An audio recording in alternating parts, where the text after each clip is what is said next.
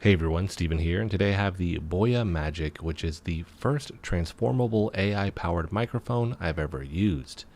This has 4 different setup options, and it all comes in an extremely small size package, making it easy to travel with. Now, I'm currently recording with my Shure SM7B with some audio filters in Premiere Pro, but I want to switch over now to the Boya Magic in the desktop mode to record the rest of the audio for this video. So now I'm using the microphone, but with no filters. So this is what the raw audio will sound like. The only adjustments right now in post are making sure that all of the gain levels are the same, so the audio sounds even across the board. I'm going to add back in some filters in a little bit though, just to showcase what the difference would be. And that's how I would typically handle any of my audio when it comes to creating content. Now, I mentioned I have this in the desktop mode, but you have 4 total form options here. You have the desktop form, on-cam form, handheld form, and clip-on form.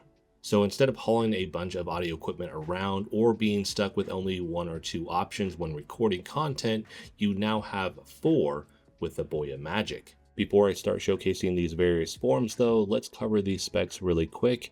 And for this, I'll have some filters on so you can hear what this sounds like with the audio cleaned up a little bit, since almost everyone who creates content will be doing that. Starting with the whole unit, the microphone directivity is omnidirectional. The frequency response is 20 Hz to 20 kHz. Maximum sound pressure level is less than or equal to 115 decibels. Sampling bit depth is 48 kHz at 24 bit. Signal to noise ratio is less than or equal to 80 decibels. Transmission distance, it says 100 meters. That's roughly 330 feet, but keep in mind that that's going to be impacted by anything in your way. So if there's any obstructions, if it's super windy, this is on a 2.4 gigahertz channel. So if you're dealing with Wi-Fi interference and things like that, it will impact that transmission distance. The charging temperature is 0 degrees Celsius to 45 degrees Celsius. Operating temperature is the 0 degrees Celsius to 45 degrees Celsius, and then the storage temperature is negative 20 degrees Celsius all the way up to 55 degrees Celsius.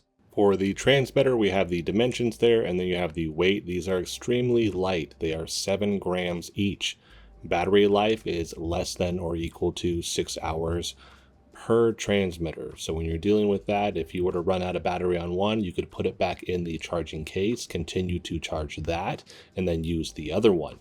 For the receiver, we have the dimensions, and then the weight here is only 16 grams. And then you have the Lightning receiver and Type-C receiver. These actually connect magnetically to the charging case on the bottom, but you have the dimensions, and then the weight there is only 5 grams. For the charging case, we have the dimensions, that is excluding the receiver there. The weight, 62.5 grams, that is the charging case only. That does not include the receivers or the transmitter. And then we have the charging cycles for devices, less than or equal to 1.5 times. And then total battery life for all of this and the amount of charges that you can get out of it is going to be less than or equal to 30 hours. Shifting over now to what you get in the box here, this will be dependent upon the package that you choose, and they have 3 different options. With this, with the base model, you will get everything that you need in order to use this with a Type-C device. That could be your phone or that could be your PC. If you jump up from there to the $120 version, you will get everything that you do with the main package, but then you will get the 3.5 millimeter TRS receiver. This allows you to connect this to your DSLR camera. The last one is going to be $130. You get everything from the previous 2 packages, but then you get the Lightning receiver. So if you are running an older iPhone, this allows you to connect it to that. The good news is a lot of these components, they do sell individually as well. So if you wanted the base model, but then you just wanted to add in the Lightning adapter to that, you can do that as well. Now, I did have information on what adjustments I was using in Premiere Pro with Essential Sound for the audio for that spec section. And then I shifted over to the built-in AI noise cancellation with the Boya Magic, and it does a really good job. It doesn't quite match the software in Premiere Pro, but it gets pretty close. I was actually really surprised by that. I'm currently using this in the handheld mode, which you would use for doing interviews and things like that. I like this mode for even recording in Premiere Pro because it makes it easier for me to not mess up when I'm trying to read off of my scripts that I do, where when I have my Shure SM7B in front of me, it's just a lot of mic in my face, and for whatever reason, I tend to mess up more. Where here, it doesn't feel as cumbersome to use this, so I find that I'm able to read my script a lot easier, and less mess ups mean I'm spending less time recording audio for my videos, which I really appreciate. So I've now covered the specs and the pricing. I've also showcased this on the tripod and in the handheld form. Let's now shift over to the clip-on form, and I will be using this with my DSLR camera, so I will have this connected with the TRS receiver. All right, so I'm currently outside. This is using the clippable microphone here, and I'm using the DSLR camera. Just holding on to this, I do have the windscreen on because I'm getting large gusts of wind right now, and so this should help to minimize that. I do not have the noise cancellation turned on with this currently, but we're going to do that here in a second. A couple things I want to cover. One, the versatility of the clip on here, because I'm just holding it. I do like the size for holding it, and I can get a little bit closer to the microphone and just have a good direct line with good audio. But if I wanted to put this on my shirt, we can use this as the clip on. We could also use the magnet on the back, or I could clip this to my hat, which you may see. Keep in mind with that, if you're doing something, for instance, like your hat, you're going to want to turn the gain up. The cool thing with the receiver for the DSLR camera is there's a button where you can push it and you have 3 different levels. You can do the same thing for any of the setups here, but I do want to point out that you can do this for the DSLR. When you push that, it's going to increase the gain by 6 decibels. So you're going to have no increase, then you will have 6, 12, and 18. With this too, if I push this button, I can turn on the noise cancellation. And so we're going to have the AI component there that's going to try to limit any background noise. Right now you're hearing all of the bugs and the cicadas and everything in the background that have a large hiss to them. And so with that, if I was to record, that's going to potentially drown out anything I'm trying to say. So let's go and turn that on now. And so with this, I can see on the receiver, the green light is turned on. So with that, I know that I have the noise cancellation turned on. I'm going to shift this over now to the magnet. I do like this setup. And so now I can go hands-free. The big thing here is that in post, I'm most likely going to adjust the levels so that I can hear my voice a little bit better. If I have the microphone like this and I'm close, you're going to be able to hear me a little bit more. The further away this gets, if it went lower on my shirt, then obviously you're not going to be able to hear me as well, or again, if I had it on my hat. Now, with this, I think the noise cancellation does a really good job. Again, removing all of the background noise up to negative 40 decibels for that, but it's using the AI to filter out whatever that noise is. We also have a smart limiter with this, so if we have any crazy peaks in the audio, it actually makes sure that that doesn't happen, so you're not going to get any of that clipping potentially. The other thing that I want to point out here is just distance. I'm closer to the camera right now, but with this, again, it mentioned you could have up to 100 meters. Now that's roughly 330 feet. That's crazy distance, but that is unobstructed. The other thing that it points out is the impact that you're dealing with, because this right here is going to be that 2.4 gigahertz receiver. Are you running 2.4 gigahertz for your Wi-Fi? These things may impact that performance, and it should be unobstructed, so there's nothing in the way, and that can be your own body. So if I was to turn away from the camera, that impacts that because there's not a direct line of sight between the receiver and the microphone. Now I'm going to back up a little bit. It does mention in the user manual 10 meters obstructed. So what would that be? We're looking at roughly 33 feet. So if you had walls and things that are going to be in the way, you could get up to 33 feet potentially before you do start to have a loss in signal. So I'm going to keep backing up so you guys can continue to hear me. My driveway is roughly 30 feet, I think is what I measured out. So this would be edge of my driveway. Now I'm gonna go across the street. So we're gonna keep backing up. We're gonna keep going. And now I'm looking at probably 50 feet. So now at 50 feet with the noise cancellation turned off, this is what it's gonna sound like. I'm gonna turn this off now in terms of the noise cancellation. So now we don't have noise cancellation, so you're probably gonna hear the bugs again. You're gonna hear that hissing type noise that these cicadas make. And so that could be very annoying in your video, or just something that you obviously don't want in there because it's going to take away from the video quality and the sound quality that you have. So let's turn this back on now. Now this should be the noise cancellation.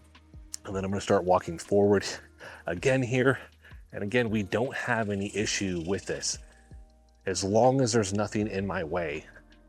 With these, typically what you'll find is if I was to turn around, if I turn my back to the camera, and again, my body is in the way, that's where you may lose some of that signal, and then you may have some drops in audio. So do keep that in mind if you're going to get this and then use it. So this is going to be the wireless lavalier portion here with the DSLR camera.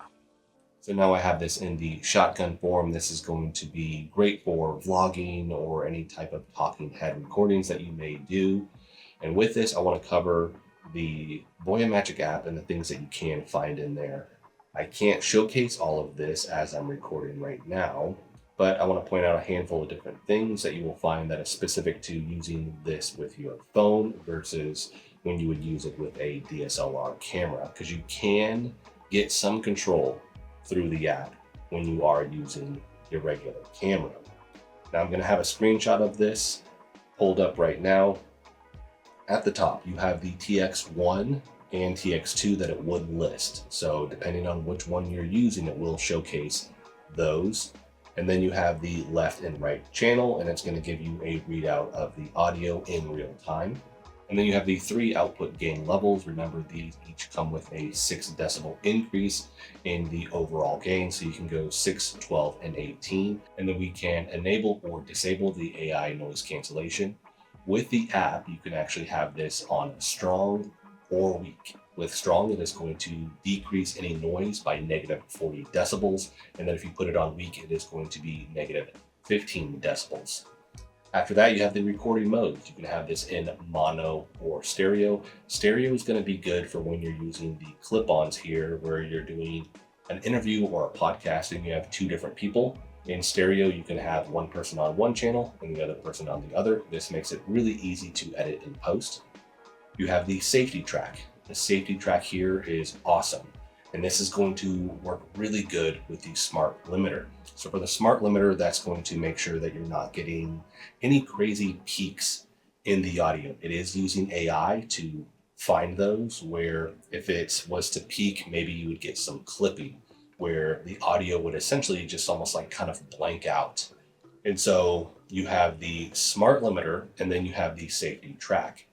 With the safety track, you're going to want to make sure that you have software that allows you to split up the audio. So it's essentially recording a separate audio track at negative 12 decibels. So with this in Premiere Pro, I could split up that audio track and I could find that safety track. So if I did have any issues with the audio, I still have that backup. That's awesome, because nothing is worse than going out, recording a bunch of content, and in the field it sounds okay, but then you get it back and you're trying to edit and you're like, none of this is usable. So you have to go re-record stuff. So this really just ensures that you are more likely to have really good audio and not have any issues. I like both of those features.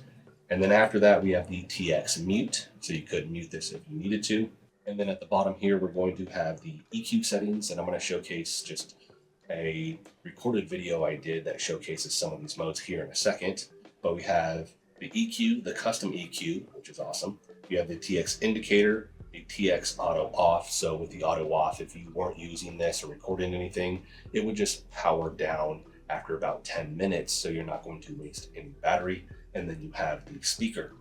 Now, looking at the screen grab here, when we're looking at the EQ settings, so you have original vocal boost, you have the low cut 75, low cut 150 hertz, and then you're going to have your custom EQ settings. I will showcase me just kind of adjusting some of the stuff with the custom EQ settings. The cool thing there, you can have multiple. You could name these. So you could have one where it's, I'm doing a podcast and I need this type of EQ setting. And then you could have one where it's, well, I'm doing street interviews, or I'm doing a talking head, or maybe it's one for I'm recording somebody singing. So you do have multiple there, which is a nice touch. Now you can make some adjustments inside of the Boya Magic app while you are using this with your DSLR camera. You do find that the EQ settings are not there, and you can't adjust the noise cancellation though. This is just a screen grab of me using the app while I have the shotgun form going on my camera. So with this, you need the receiver, the Type-C receiver, plugged into your phone, so that way you have access to the app and to the microphone via your phone. And then I have this connected to my camera with the receiver on that. Here you have the output gain that you can adjust. Again, no noise cancellation. You have the recording modes. You're going to have the safety track. That one's really important, again, for just making sure that you have usable audio. I would always probably leave that thing on. And then you have speaker. So now that I've covered everything that you will find inside of the Boya Magic app, I want to finish out the video where I'm going to cut back to the clip-on mode, and I'm going to go to my training studio and showcase what this will sound like when I'm using it with my iPhone. So I'm now using my iPhone 16 Pro Max with the clip-on form.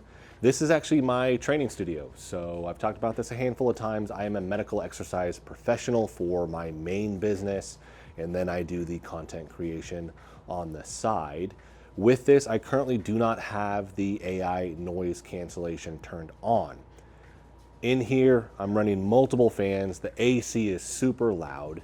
What I do in here is I actually make videos for clients. And when we're dealing with an exercise and I need a resource, I actually just make that resource. I put it on a Google Drive, and then I can send it out to clients.